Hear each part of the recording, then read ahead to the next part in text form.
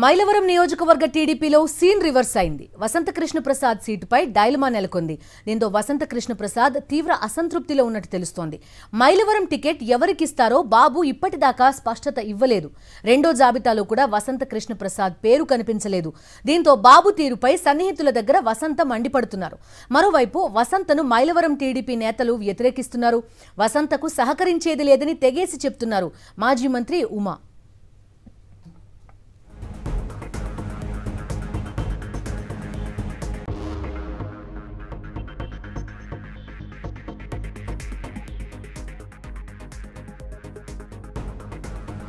ఇంతకీ మైలవరం టికెట్ ఎవరికి? వసంత కృష్ణ ప్రసాద్ కి టికెట్ ఇచ్చే అవకాశం ఉందా? పూర్తి డీటెయిల్స్ అడుగుదాం. మా కరెస్పాండెంట్ అశోక్ సిద్ధంగా ఉన్నారు. అశోక్, చెప్పండి, టికెట్ హామీతో ఆయన జాయిన్ కాలేదా? సెకండ్ లిస్ట్ లో కూడా ఆయన పేరు లేదు.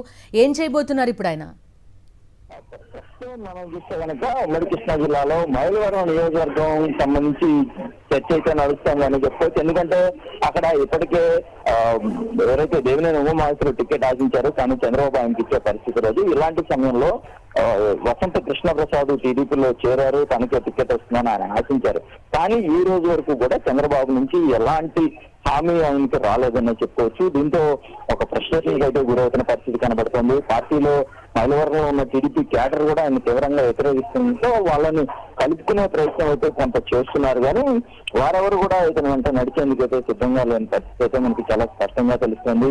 ఎంతో టీడీపీ క్యాడర్ తో మమేకం అవుతున్న సమయంలో తన పట్ల వాళ్ళు చూపిస్తున్న వ్యతిరేకత పట్ల ఏమైనా తట్టుకోలేక ఫ్రస్ట్రేషన్ తో అయితే గురవుతున్న పరిస్థితి ఉంది. ఈ రోజు వరకు కూడా మూడో జాబితా వస్తుందని ప్రతిరోజు చెప్పడమే కానీ చంద్రబాబు నాయుడు అది మైలవరం టికెట్ ఎవరికి ఇస్తారనే తేల్చకపోవడంతో వసంత కృష్ణ ప్రసాద్ డైలమాలో పడ్డారని చెప్పుకోవచ్చు. మరోవైపు దేవినేని ఉమా సైలెంట్ అయ్యారు. కానీ బొమ్మసాని సుబ్బారావు తనకు టికెట్ ఇవ్వాలని ఇంకా పట్టుబడుతున్న పరిస్థితి కనబడుతుంది. ఈ నేపథ్యంలోనే మైలవరం టికెట్ మీద అసలు ఎప్పటి ఈ సందిగ్ధత ఓడుతుంది అనేది అయితే టీడీపీ క్యాడర్ కూడా ఎంతో ఆశగా ఎదురు చూస్తున్నారు.